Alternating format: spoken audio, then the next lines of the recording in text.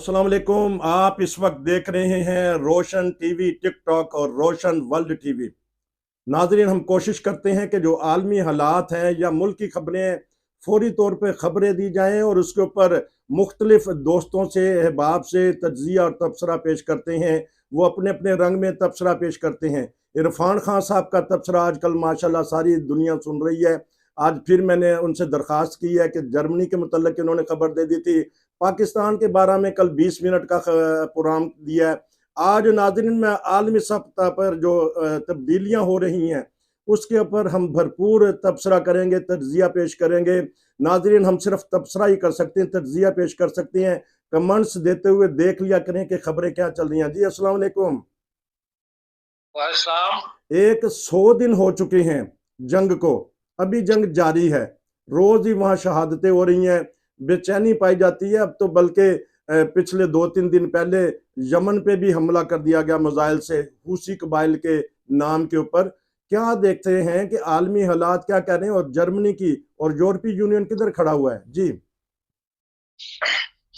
देखें, बात यह है कि ये मसला जो गजा वाला है, ये अब बातें बाहर आनी शुरू हुई हैं कि ये क्यों शुरू हुआ और क्या इसकी वजूहात क्या थी। एक अरसे से आप देख रहे हैं कि अरबों के साथ इसराइल के तल्लुकात जो हैं वो काफी नॉर्मल हो रहे थे, तजारत शुरू कर रहे थे, आना जाना शुरू कर रहे थे। ये एक प्लान का हिस्सा था जिस पे से अब पर्दा उठाया जा रहा है। जो अमेरिका के सेक्रेटरी ऑफ स्टेट है, वो अभी पिछले हफ्ते मिडल ईस्ट के 8 ममालिक का उन्होंने दौरा किया। वो तीसरा चौथा दौरा था जिस दिन से बाहर शुरू हुई है। वो जाते रहते हैं वहां पे, और उन्होंने तमाम पूरे मिडल ईस्ट से के ममालिक से मुलाकात की है। और हत्ता के महमूद अब्बास जो है अपना फलस्तीनी, उनसे भी जाके उन्होंने मिला और उनको बड़े हैवी गार्ड्स के साथ उनको वेस्ट तल अबीब से रमला वेस्ट बैंक में का सफर जो है उन्हें करवाया गया। उसकी तस्वीरें आई हैं अखबारात के अंदर कि जिस तरह उनको हैवी गार्ड से अंदर लिखा गया। ये एक स्कीम थी जो जिस पर अमेरिका एक अरसे से काम कर रहा था कि फलस्तीन की स्टेट्स जो है वो बननी चाहिए। अच्छा। और उसके लिए उन्होंने जो प्लान बनाया था वो ये था कि अरब ममालिक जो है वो फाइनेंस करेंगे, उसका सारा खर्चा जो है अरब ममालिक मिलके देंगे। और यही 8 ममालिक जिनका उसने अब फिर दौरा किया है इसका। लेकिन उसके लिए शर्त उन्होंने ये रखी थी अमेरिका ने कि भाई हम तब इसराइल को मजबूर करेंगे कि आप इसराइल के साथ पहले ताल्लुकात बहाल करें। तमाम मुस्लिम ममालिक जो कम अज कम मिडल ईस्ट के ममालिक जो है ये इनके साथ नॉर्मल रवाबित कायम कर लें आपस में, सफारती ताल्लुकात वगैरह। तो उसके बाद फिर हम इसराइल को प्रेशराइज करेंगे कि आप इस फलस्तीन की जमीन जो है वो मुल्क जो है वो बनाया जाए, 2 स्टेट्स जो है उस पर काम करेंगे।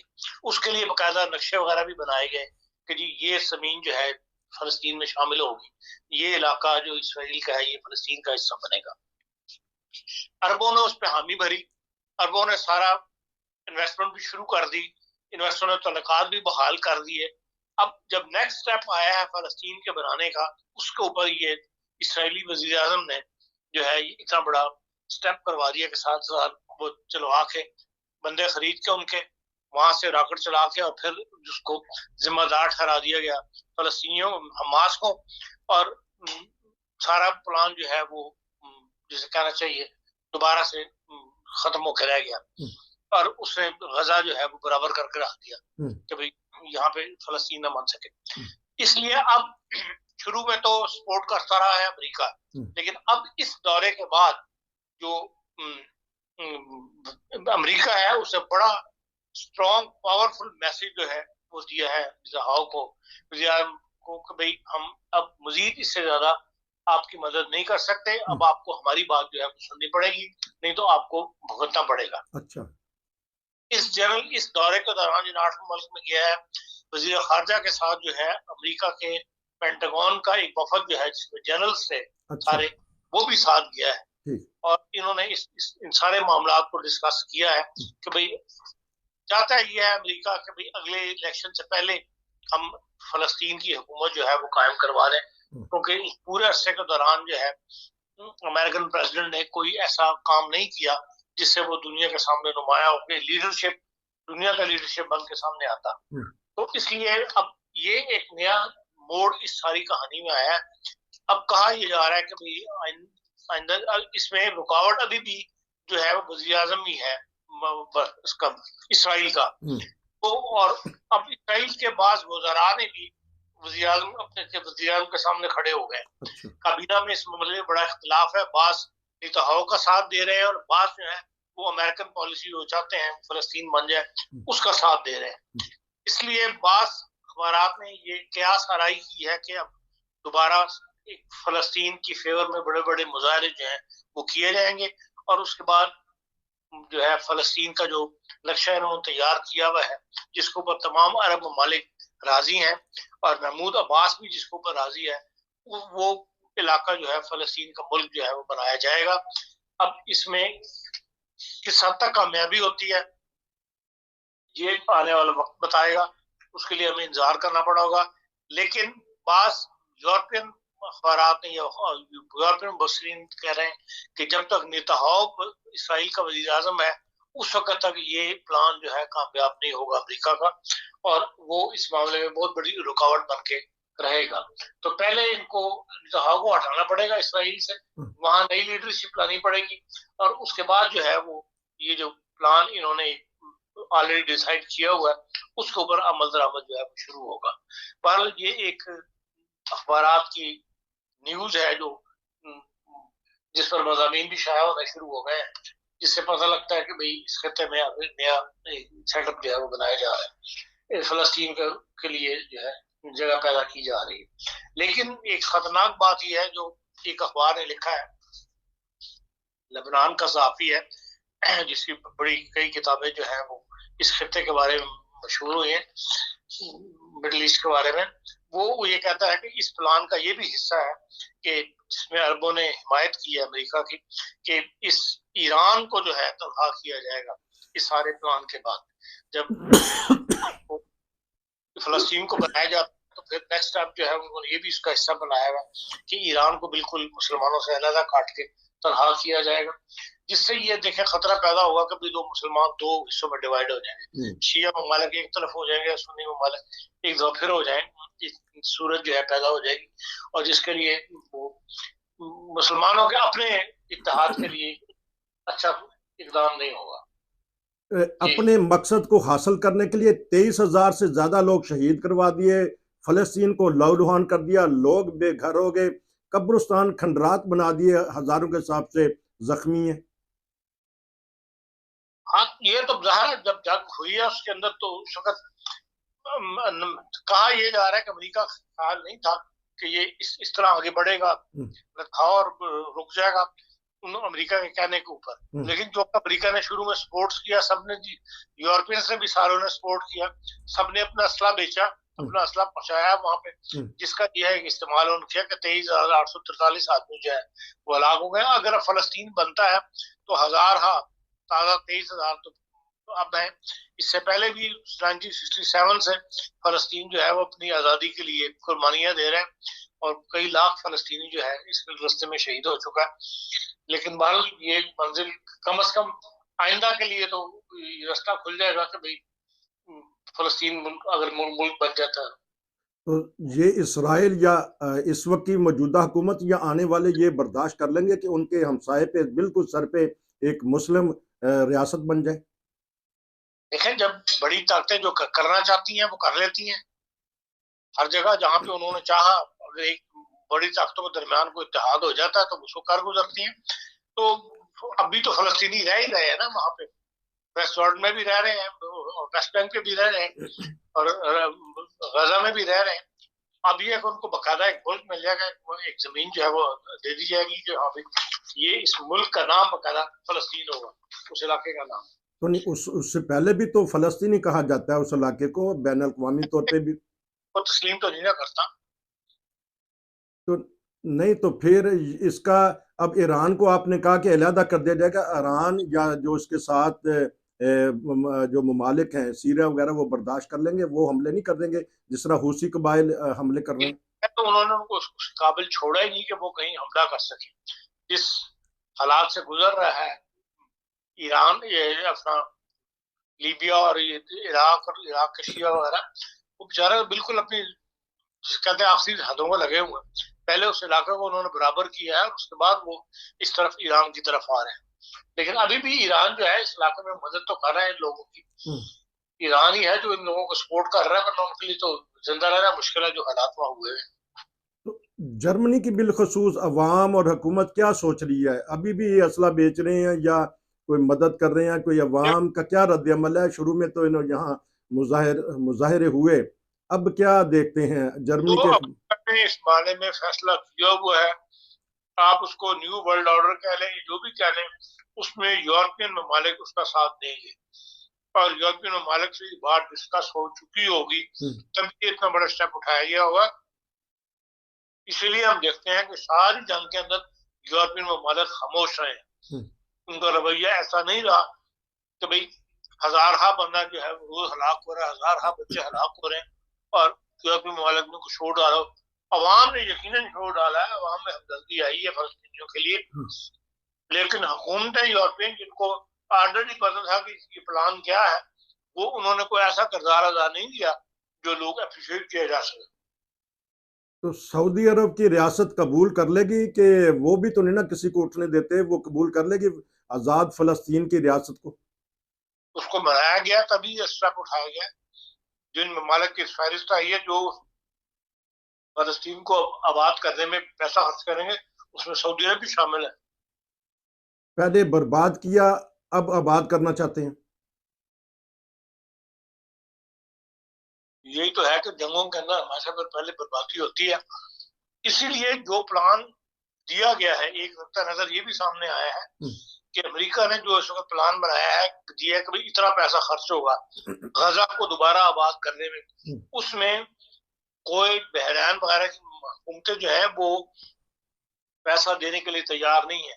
वो कहते हैं कि हर चंद साल के बाद आप हमसे इस मांग के लिए, गजा के लिए पैसा मांगते हैं, फलस्तीन के लिए, आबादकारी के लिए, और फिर इसराइल जो है वो तबाह कर देता है। तो पहले हमें गारंटी दी जाए कि इसराइल जो है वो मजीद हमले वहां पर उस एरिया में नहीं करेगा, तब हम इसके लिए पैसा देंगे। ये भी एक जो है नुक्ता नजर अखबार में छाया हुआ। तो आलमी खबरों पे तबसरा हो रहा है। नाजरीन अब पता करेंगे कि अमेरिका के बारे में, ये आने वाले साल में इंतखाबात होंगे तो जो बाइडन या जो इस वक्त बरसरे इक़्तिदार हुकूमत है वो अब बरकरार रह सकेगी, या कोई ऐसी चीज़ ये भी करेंगे कि जो पहले करते आए हैं कि कोई ऐसा कारनामा अंजाम दे दें जिसकी वजह से इनको फिर शोहरत मिले और फिर वो अपना दूसरी टर्म पूरी कर लें? देखें, कोशिश तो उनकी यही है जो बाइडेन की कि भाई उन्होंने इस दौरान कोई ऐसा कारनामा अंजाम नहीं दिया जिसमें उनको वर्ल्ड लीडर तस्लीम किया गया हो। तो इसलिए वो इस तरफ कोशिश कर रहे हैं कि नए इलेक्शन से पहले पहले जो है एक फलस्तीन की रियासत जो है वो कायम कर दी जाए, जिसके लिए उन्होंने 1 साल से ऊपर हो गया कोशिशें शुरू की हुई थी। ये बीच में नेताओं ने हमला करके तो ये गजा पे सारा मामला जो है बिगाड़ दिया हुआ है। तो बाहर उनकी कोशिश तो है, लेकिन अभी तक दूसरी तरफ से भी मुतबादिल जो रिपब्लिकन हैं उनकी तरफ से भी कोई बड़ा आदमी सामने नहीं आया इसके बारे में कहा जा सके कि हाँ ये जो बाइडेन का मुकाबला कर सकेगा। जो बाइडेन को सिर्फ मसला है तो अपनी सेहत का और अपनी उम्र का है जी।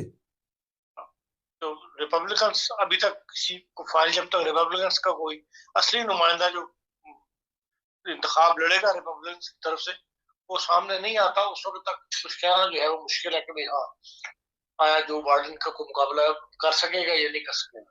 दोनों पार्टियों के जो बड़े बड़े लीडर हैं, वो एक तो उम्र का है जो बाइडेन की, और ट्रंप जो है वो अंडर कंट्रोल है अदालती कार्रवाई पे। जो बाइडेन का निमुल बदल है इनके पास, क्योंकि उम्र जिस तरह कह के हो सकता है वो खुद ही कह दें कि बस मेरे बस में नहीं है कोई बात। अगर उन्होंने कहना होता तो कह चुके होते अब तक। अच्छा, नहीं उन्होंने नहीं तो कुछ अगले 4 साल भी आप सोचते हैं कि उन्होंने दी बारी,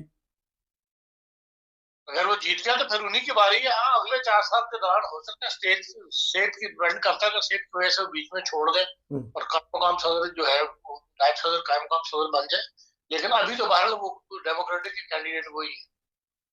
तो जो रिपब्लिकन है ट्रम्प के बारे में क्या आ जाएंगे, उनको अदालती रिलीफ मिल जाएगा कि वो इलेक्शन लड़ सके? अभी कुछ नहीं कहा जा सकता। तो 1 साल रह गया है, तो उन्होंने फिर अपना डिबेट भी करनी होती है, चुनने भी होते हैं। अभी तक तो बाहर अपने मैदान में मौजूद है वो, आया कोई कानून के खिलाफ में रुकावट खड़ी हो जाती है, इसके बारे में भी कुछ नहीं कह सकते। तो अब आलमी खबरों पे तबसरा हो रहा है, हमारे पास 2-3 मिनट है, तो यूके के बारे में बताइएगा कि यहाँ हुकूमतें अदलती बदलती रहती हैं, तो अब इसमें भी कोई इस्तेहकाम होगा, कोई ऐसी आ जाएगी इसमें हुकूमत? मौजूदा हुकूमत के बारे में तो यही कहा जा रहा है कि ये लोग इंतखाबात नहीं जीत सकेंगे, अगली गवर्नमेंट जो है लेबर ही बनाएगी। लेबर के वोट जो है इस वक्त सर्वे जो आ रहे हैं उसमें ये बताया जा रहा है कि लेबर इनसे ज्यादा पॉपुलर है।